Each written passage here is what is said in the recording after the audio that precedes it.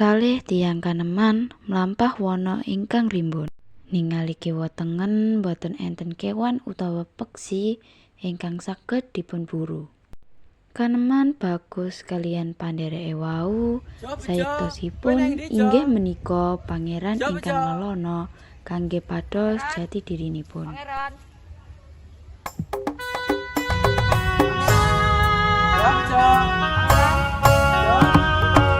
Aduh. Balik hati-hati ya, Dok. Hati-hati, Dok.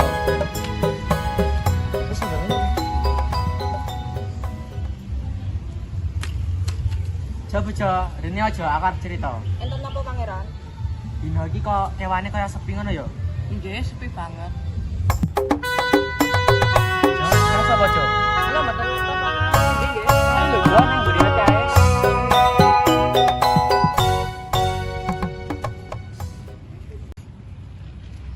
Ngapunten, Mbak.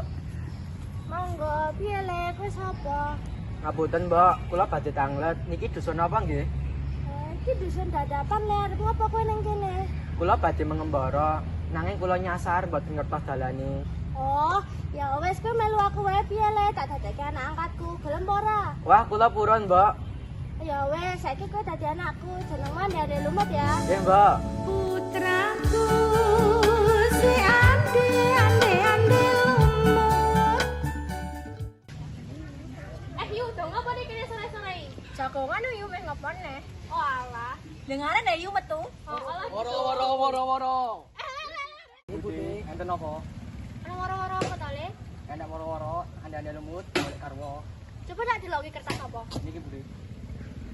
Kayak yuk, ya buka yuk.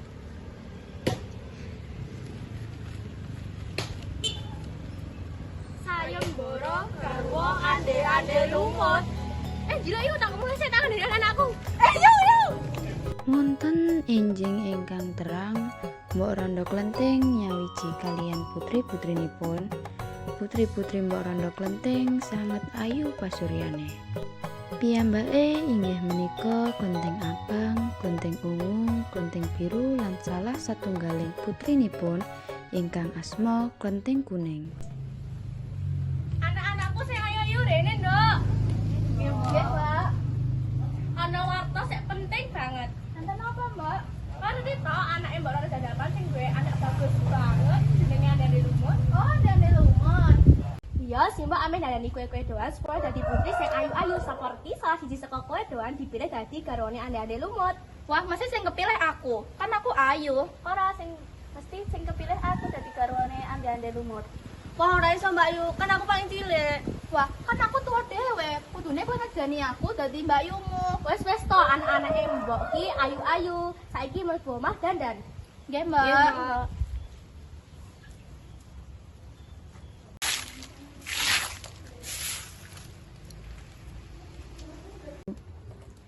Mbak, kula badhe matur. Ngomong apa? Emang kowe rampung nyapu? Sampun, Mbak, ngeten, Mbak. Kula nggih kepengin nderek sayembara Senden Idol sepadha dados garwane ande lumut. Kados Mbak Yu Klenteng. Ya wes, jane tak dalani kowe. Nggih, Mbak. Saiki kowe ngombahi klambine Mbak Yumu karo ngone simbok ning kali kono. Nggih, Mbak.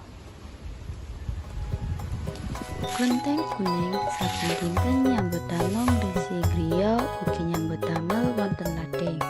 Boten kraos sayah lan keluh kesah. Sinaos piyambake dipun damel boten sae kaliyan Mbok Rondo Klenteng lan para sedulur. Gusti, ngeten niki kersanipun kula. Mugi-mugi kula ngaping kali lemah manah. Hei Cahayu, aja wedi. Aku widodari sik bakal mbantani kowe. Amin napa kowe?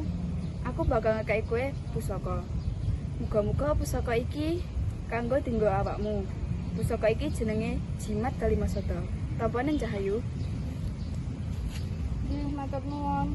Kula nyuwun donga lan restune. Nggih.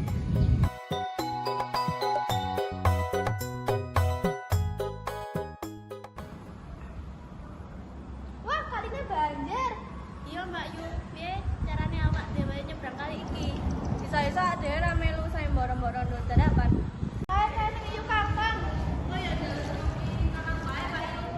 Iyu Kakang, rene ya tolong seberang. Wah, abot banget kuwi. Nek iso ono imbalane. Apa imbalane duit? Halah mata duitan kowe. Iya, piro njalukmu? Kok tak bayari kabeh. Aku ora butuh duit, butuhku tanganmu. Tanganmu apa?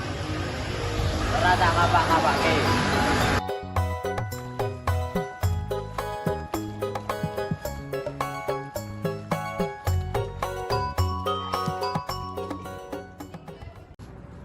Wah, kok ganjil to kaline? Piye carane aku arep nyebrang?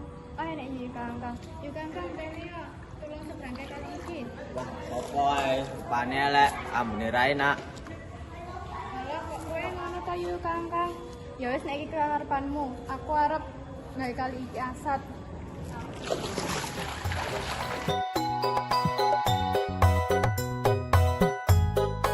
Yuk, lagi ngobe yuk. Ya, apa lagi nyapu yuk? Wah, ini pasti nyapu wae ta yuk. Lagi malah direketi bocah-bocah. Pancene bocah-bocah saiki iki dolan nduk unggah-ungguh. Gelem ngresiki sitok ora gelem ngresiki. Ya iya yuk. Bode, omahe Borono dadapan iku nendi ya? Mbok takoni unggah-ungguh ngono. Kan yo balik lurus terus tengen. Oh, ya wis gur takok. Anake sapa to kuwi? Kok ora diunggah-ungguh ngono kuwi? Lah iya ora diajari wong tuane unggah-ungguh. Kuwi anake Mbak Rondo. Mbak Rondo sapa to? Kuwi lho Mbak Rondo sing biasane Mbak Bu, anake sing paling cilik dhewe. Oh, kunting kuning kae to? Heeh. Wah, jauh Mbak De. Nggih, Nduk. Kula sing tangat. Tangot napa to, Nduk? Biyone Mbak Randa dadapan iku ten pundi nggih? Kalau Nduk karek lurus terus belok tengen. Oh nggih, matur nuwun Mbak De. Nggih, Nduk. Monggo.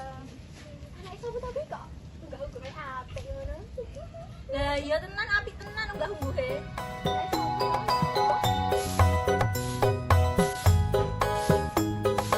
Anake sapa to? Mbak. Apa ya? Kula klenteng abang, Mbak. Kula klenteng biru, Mbak. Lan kula klenteng ungu, Mbak.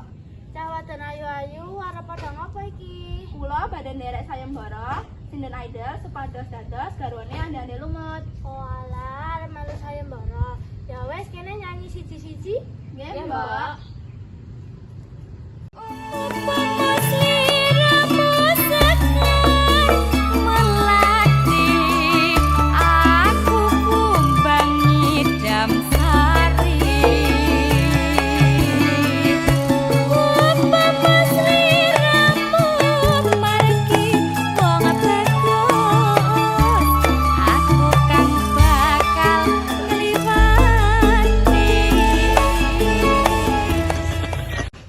Wah, Mbak Randa cocok iki. Ya wes, ayo mlebu siji-siji.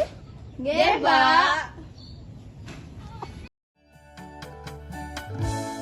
Putraku si ande lumut temuruna ana putri kang unggah-unggahi putri nengget kang ayu rupane kleteng ijo iku kang dadi asmane. Duh ibu kula tereng turun. Duh ibu kula mboten medun. Nadyan ayu sisane si yuyu kangkang.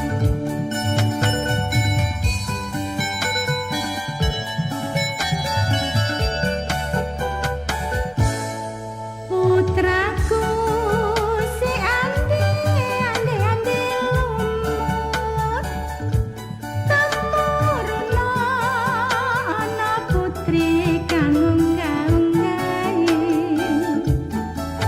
putri nengget kang ayu rupane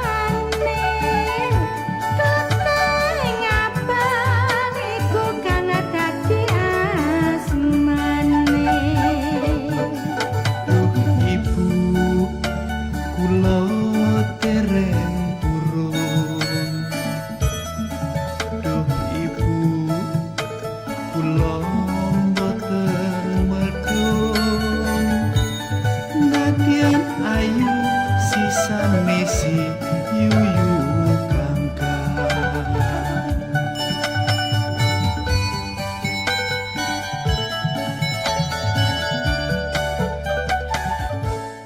Kula nuwun. Nggih, sapa kuwi?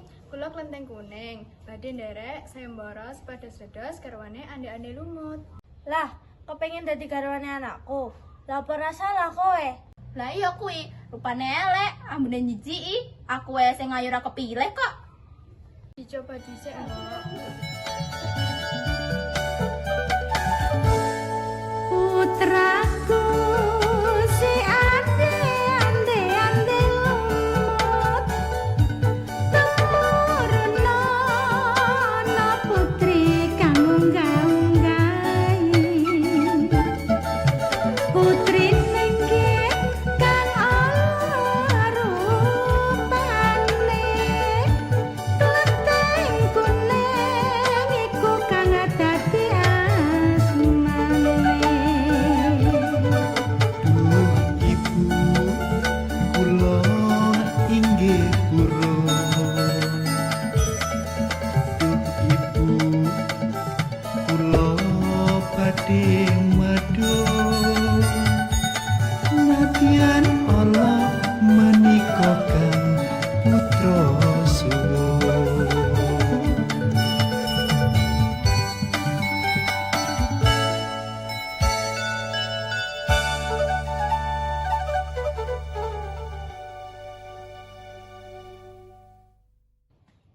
Lah, apa salah kowe le? Mboten, Mbak, menika sampun dados pilihan kula. Oh alah ya wis nek pilihanmu mbok manut wae. Nggih, Mbak. Mbak, kula sakjane pangeran ingkang mengembara. Golek pengalaman urip lan sisipane urip. Putraku si ande lumut temuruna ana putri kang unggah-unggahi putri nenggih kang ayu rupane klenteng ijo iku kang dadi asmane. Kula tereng purun. Kenang to. Oh. Ibu kula boten medhun. Nadyan ayu sisane si yuyu